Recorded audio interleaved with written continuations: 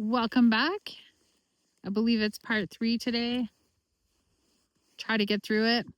Wanted to get you guys some sparkling diamond snow today. It snowed yesterday, had a big storm, and today this is the result. Just this really pretty snow.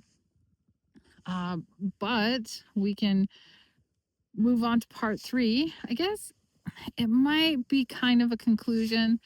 There's still ongoing legal stuff. I think there always will be with my ex, but there's been some sort of closure after after this amount of time. But I can give you an update, part 3 of what happened with the business first. The business that the bad business that I was working for, with the crappy slum owner. That's what I like to call him, the slum owner. But so what ended up happening was, there was the health authority that was called for the battery acid spill. When I left, it was still there, and I think it remained there for a month and a half. There was another girl who left about a month after me. There was another person, the shipping guy, who left probably about 2 weeks after I did as well. And so there was just a little bit of an implosion in there. I did interview with the company that was providing the product, not to tell on him, but to get a job with them, because I had made some connections. They were nice people and it seemed like a good fit. But that didn't happen because that would have required moving far away as well. And some political environments affected that as well, but it's all good. So nothing really happened health wise. They were alerted to it, so I think they cleaned it up. I don't know what happened with the employees' health. I did notice while I was working there that one of the employees, his skin was reacting. He had eczema and it was really flaring up while there was a battery acid spill and dust in the warehouse. And then the other person, she was getting like stomach pains, and she was taking like time off work sick more often, and she just wasn't looking good either. But hey, he didn't care. He just kept telling people to clean it up. So there's a certain way in which it needs to be cleaned up. And yeah, I wasn't aware of what it was, honestly, because I hadn't worked in that environment.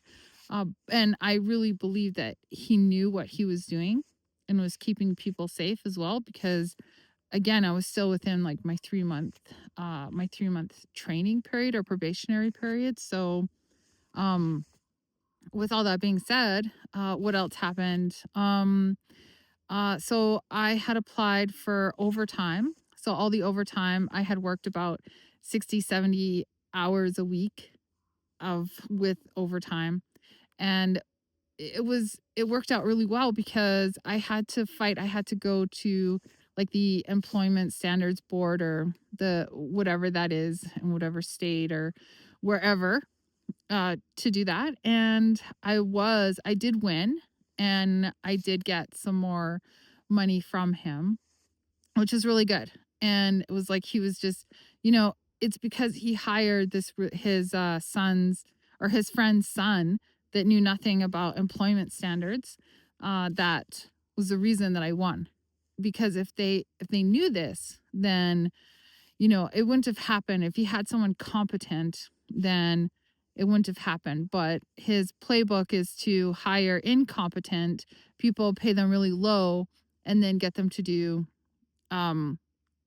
yeah, just get them to do the bare minimum. But in my case, it was just hiring someone who's overcompetent and paying them very little, and then getting them to do those jobs that are not within the job description, but again, not paying them for it.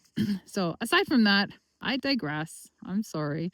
But aside from that, what else? There was also, I had applied with the government for, we'll just say, some social benefit, because he terminated me without cause. And he also fought that and would put like the wrong information on the forms And it was eventually all sorted out and I eventually got it, which was really great.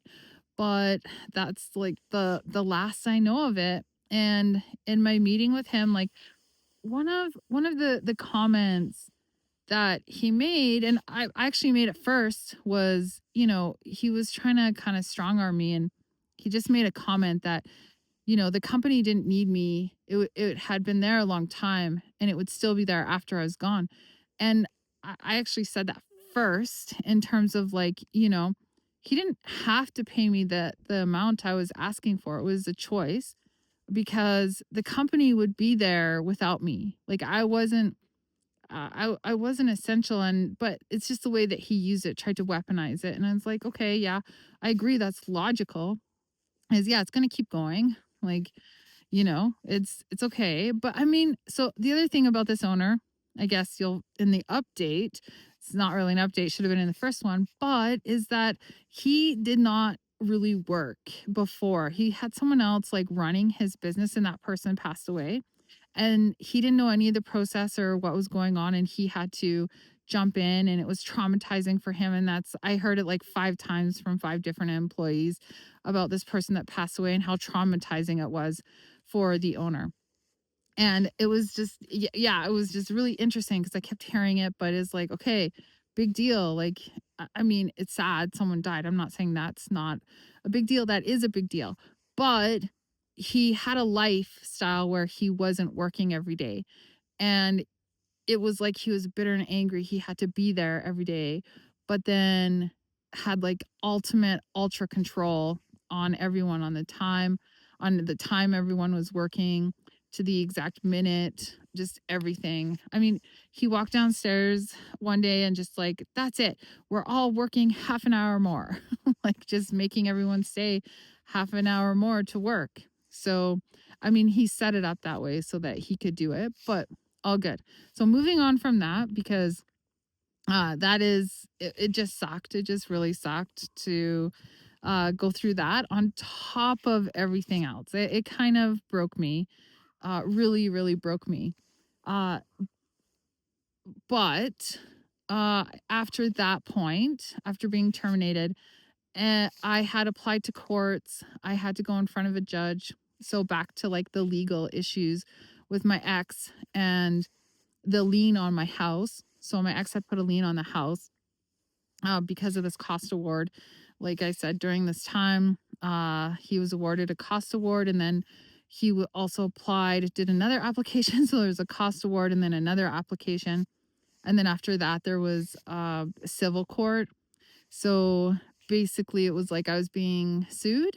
Is probably the best way to put it. And they wanted to put my house up as leverage. So either I pay them or they sell my house. And the problem is, I was unemployed and not making money, so there was no way for me to pay them this amount. And I was also dealing with the closure of my business, and so it was just a matter of going to the courts and asking for relief or asking for a payment plan. To be fair, I had sent them many settlement offers, many. And I find that lawyers are sometimes they help de escalate issues, but most of the time they don't. And they do it very covertly. They like to find ways that it makes it seem like they're trying to de escalate situations and issues, but really escalation benefits them and their pocketbook. So in this situation, with my ex, if he would have just come and talked to me, I would have been more than happy to settle or more than happy to figure it out even before going into arbitration or any of these courts. But that's the secret that he didn't tap into, is just come and have a conversation with me. But lawyers also, they don't do conversations, they do offers. So I had sent several offers, several settlement offers. All were ignored or rejected. There was no counter proposal. It was just, yeah, the goal was for my ex to sell my house. And there were several conversations with him where he had spent up to $100,000 in legal fees, all on his own choice. So if he would have just come to me, had a conversation, there wouldn't have been lawyers involved. But he had spent $100,000. And at one point, he told me that he would spend another $100,000 just to finish what he started. So there were accusations that I threw him on the street, which is absolutely not true. A little fact base, like we signed, he moved out February 1st. February 19th, we signed a separation agreement, which gave me legal authority to the house. And he got a house. We had a rental property. He got a house. I got a house. So, yes, like I had no rights to his house. He had no rights to my house. 10 months after that, I changed the lot code, and he was surprised when he came and it was changed. He couldn't just walk in my house anymore, and he got angry and upset. And from there on, he changed the dialogue to say that I had kicked him out, that he was living there and I kicked him out on the street. It's like, whoa, hold on a second here. That's absolutely not what happened. Anyway, but he had this resentment and this bitterness. And this all led to his goal of just wanting to sell my house. That's all he wanted, was to sell my house, to create as much pain and suffering as possible. And he had the leverage and the tool. The arbitrator gave him exactly what he needed in order to do that. So I was in like a really, really tough spot. And just until recently, so my last court date, um, but there's more. I guess there's always more. Wait, there's more. Um, so I had 2 court dates in the summer and was able to uh, get a payment plan, I guess, a monthly payment plan to show the courts that I'm willing to pay this, and just asking them to take that leverage away from him. They wouldn't, which is okay. There were payment plans. But then in November, so he had been hitting my youngest son, my 13-year-old son. And in December of 2024, part of the parenting was it was moved to 50-50. So before it was about 60-40. And before that, I had primary custody of both children. So the older child and the younger child. So so now it was 50-50. And since he got 50-50, he started to hit on the younger one because the older one was still with me full time. And so I started calling social services agencies to find out what actions I could take. And they recommended to me to go to the court. And I did, went to the court, was given full custody until we could have a full hearing. So there were like 3 there were 3 hearings or 3 court dates from end of November, so November 26th until December 19th. It was crazy. And then in December, my dad passed away as well. So I had a funeral. I had a court on December 19th, and then my dad's funeral on December 20th. And it was a lot. It was a lot. And we basically had court in February for the parenting. And then recently as well, there was another court date for the civil side for the house. And as a result, so this happened very recently. This is a very current update. And what happened is that let me back up just a little bit. Sorry, just a little tiny bit. What happened before that, 2 weeks before this court date, I had sent them another settlement offer, trying to get peace, just really trying to get peace so that we can just move on with everything. It's been 6 years. We've been separated since November of 2019. It's been 6 years. Like, just let it go. Like, it's like he's remarried. Like just go. Just please. Like, just let it be. Let there be peace. And okay, so in this, I sent what I sent was an offer to pay him like some money and then monthly payments. And they ignored me. I didn't even hear back from them, and his lawyer barely sent me. He didn't even send me like the total of the account. He just kind of said, here's the chart, you figure it out yourself. I was like, okay. He's like, it's about this. So he didn't really give me an exact amount. So I had no choice but to put an application to the courts again as a self-represented, and to ask the judge for what I basically proposed to them. And I gave them two options. One was a larger lump sum just to get it paid off, and then the other one was like a smaller lump sum with monthly payments. And so the judge basically enforced what I had asked for. So as of right now, my house is not in danger of being sold March 18th, which was the deadline. So they already hired like an enforcement agency to serve me on intent to sell the house.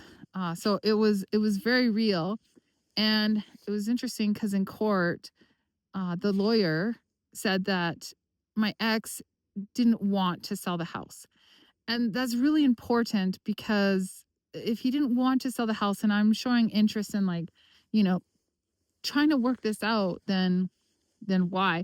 I had also learned I had also learned that it came across my understanding that my ex had a bill with his lawyers instead of a retainer.